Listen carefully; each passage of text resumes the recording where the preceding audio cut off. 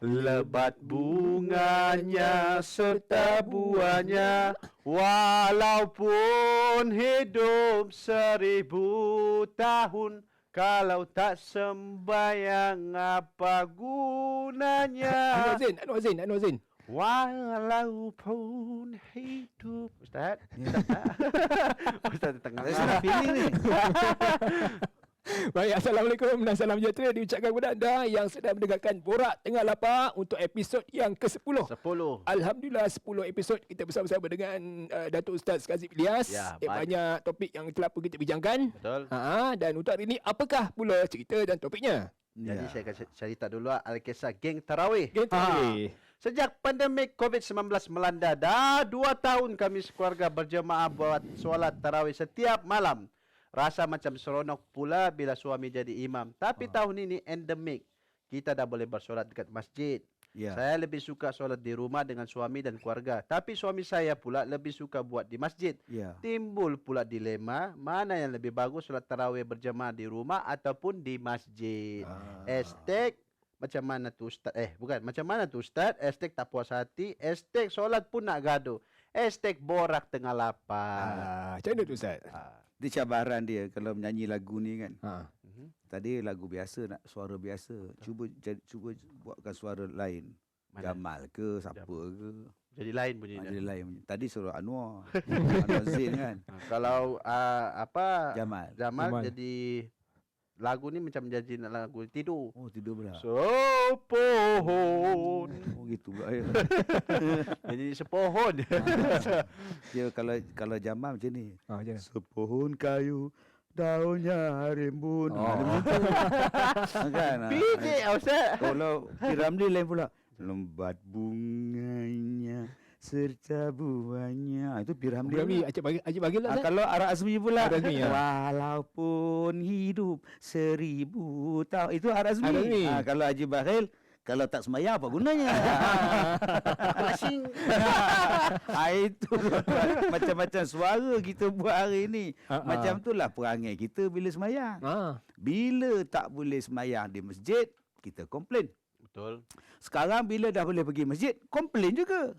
Sedangkan tempat yang paling baik untuk semayang berjamaah sudah pasti di Masjid. masjid.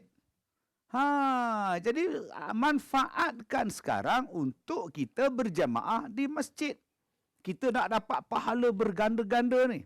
Melangkah ke sana dapat pahala. Duduk di sana nama dia i'tikaf.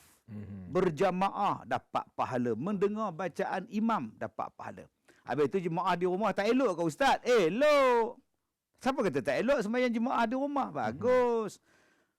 Tetapi lagi ramai jemaah, lagi banyak pahala. Lagi panjang bacaan Quran, lagi banyak pahala.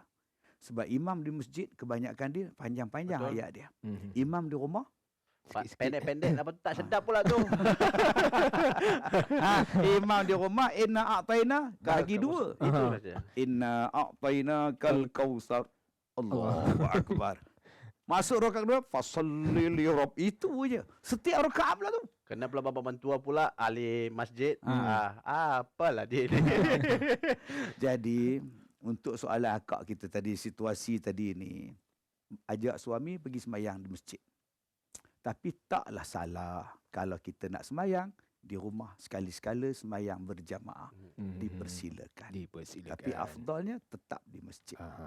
Baik Ustaz, macam mana sejarah wujudnya semayang tarawih ni Ustaz dengan witir ni? Macam mana sejarah? Baik, Ustaz? kalau kita lihat semayang tarawih ini hanya wujud dalam bulan Ramadan.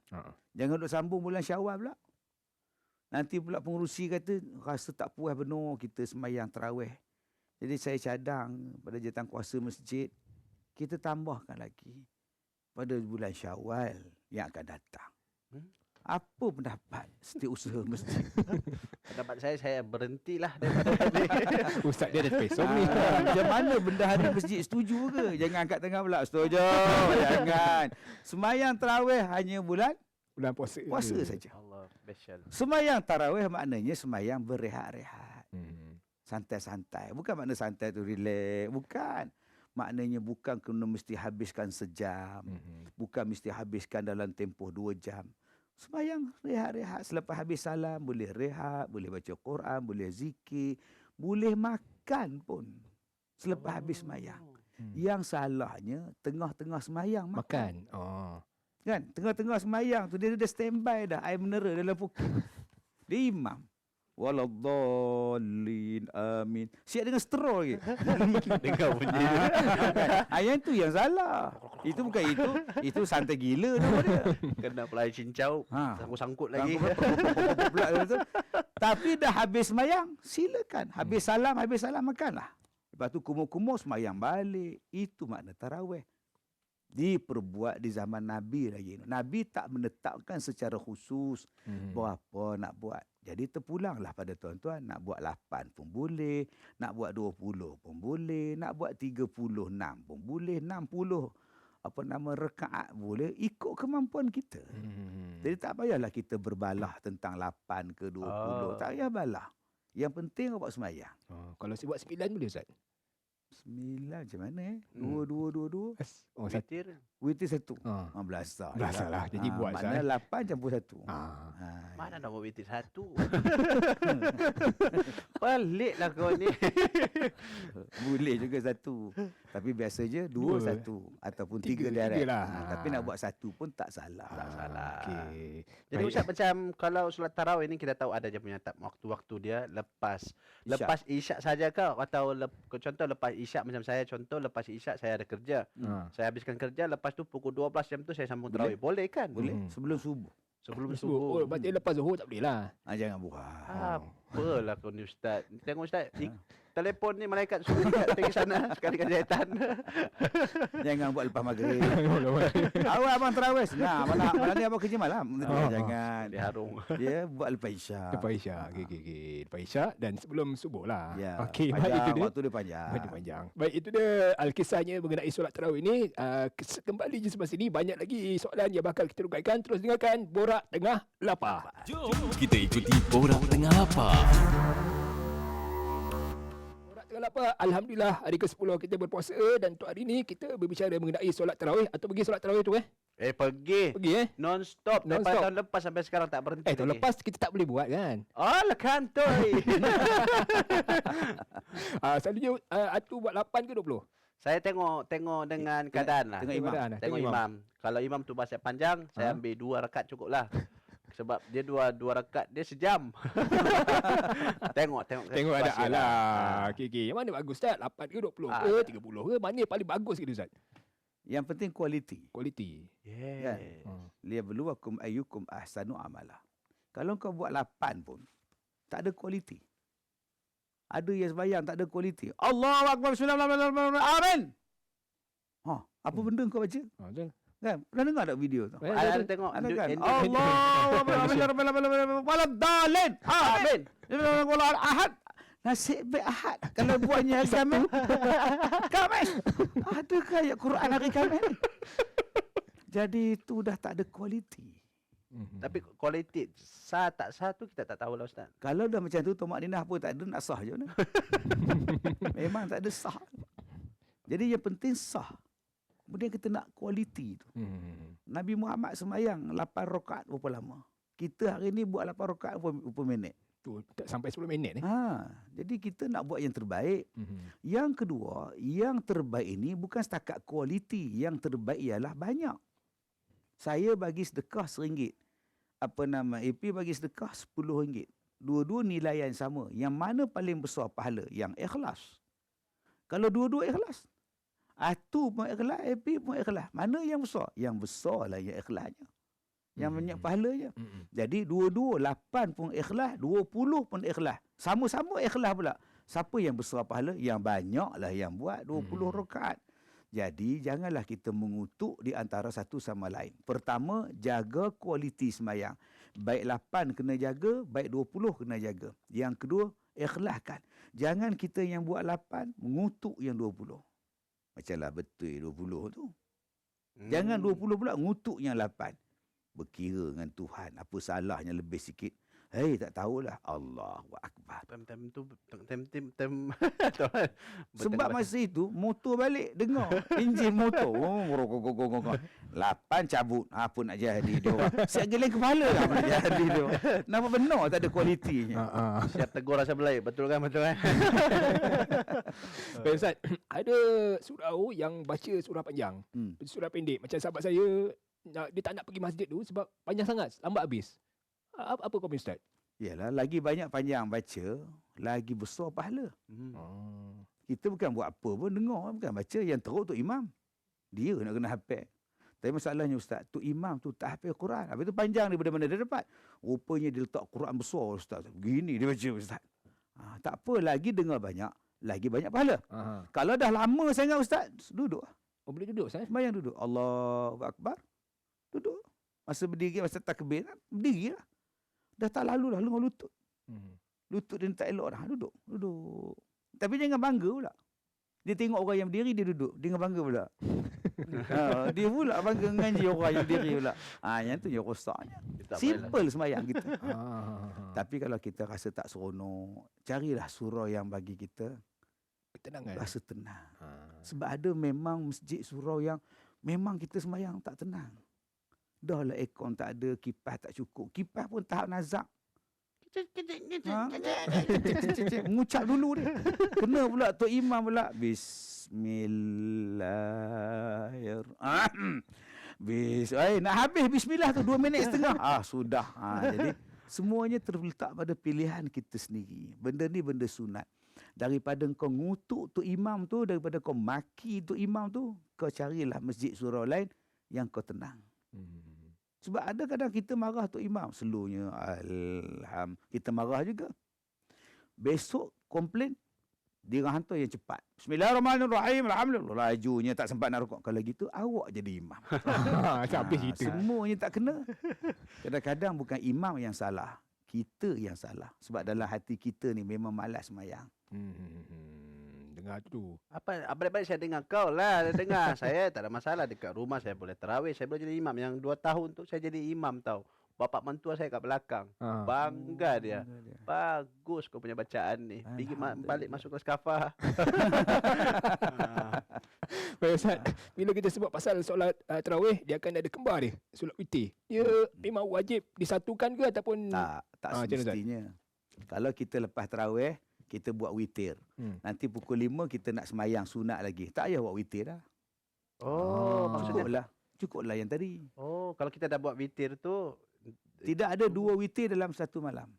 Kalau kita dah buat witir tadi, kemudian kita buat lagi sekali. Tak kena lah. Tapi kalau kita buat 20 ataupun kita buat 8, contohnya, kita buat witir. Nanti kita nak buat tahajud pukul 5. Tak payah lagi buat witir. Tadi dah buat. Okey, kalau kita buat 20 atau kita buat 8, kita tak buat witir.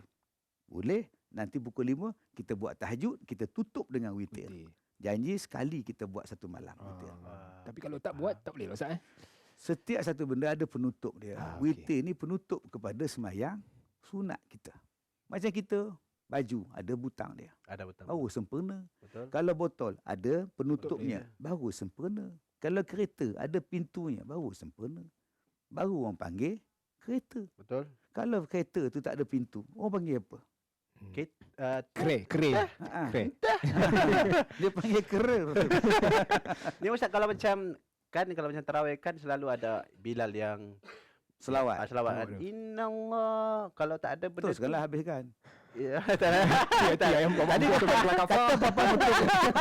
kalau tak ada Bilal tu pun boleh saja kan. Kita sebab ada orang yang tak nak jadi sembahyang di rumah dia sebab abang tak hafal innallah fadlan minallah. Abang tak hafal. Tak apa-apa, tak payah baca. Apalah bidik Assalamualaikum warahmatullahi Assalamualaikum warahmatullahi. Baca doa pun boleh. kan. Masalahnya Ustaz, doa pun saya tak hafal. Apa susah doa makan? Doa makan pun boleh. Allahumma barik lana boleh. Doa makan pun saya tak hafal Ustaz. Kalau begitu suruh isteri baca doa. Kalau isteri tak baca. Assalamualaikum warahmatullahi wabarakatuh. Leha bacakan doa. Amat sikit tekak ni.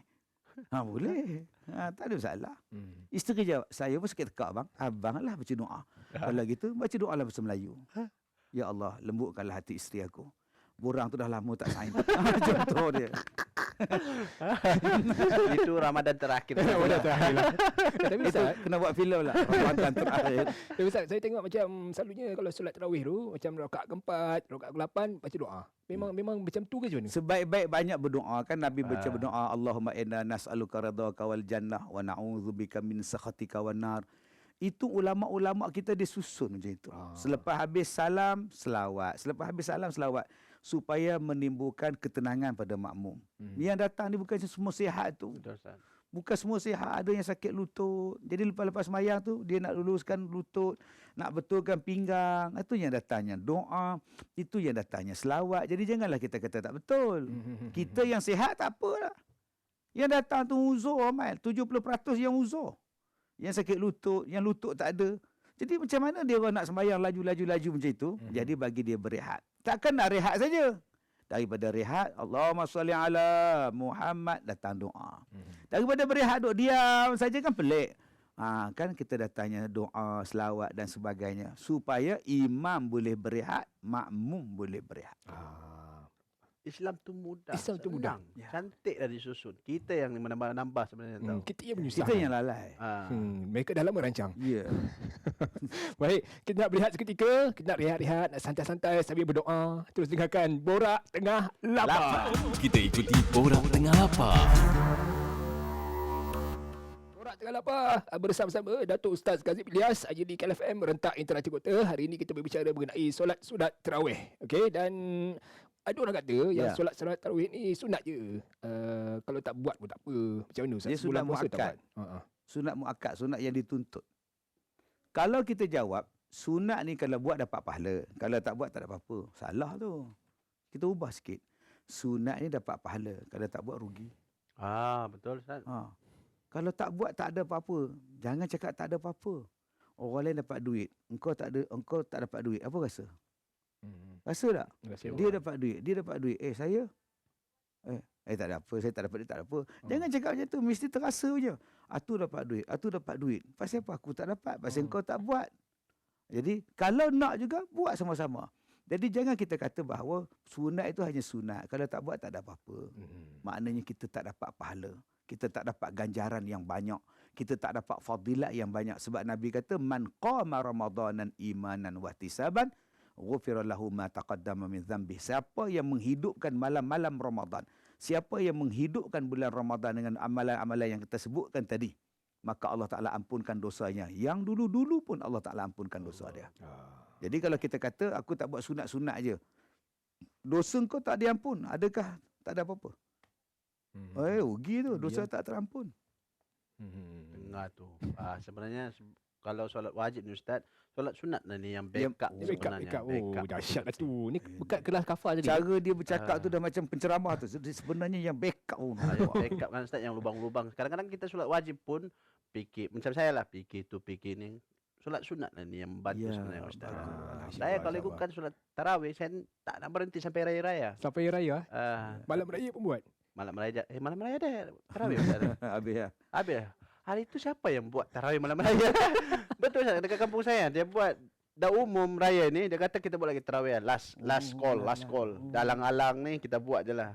Ada juga ya. Itu kira macam mana kira Ustaz? Bukan ada takbir raya ke malam raya? Dah takbir dah dia jalan juga. Sebab benda 29 puasa kot atas ni masa tu. Loh, sial kat dia ya.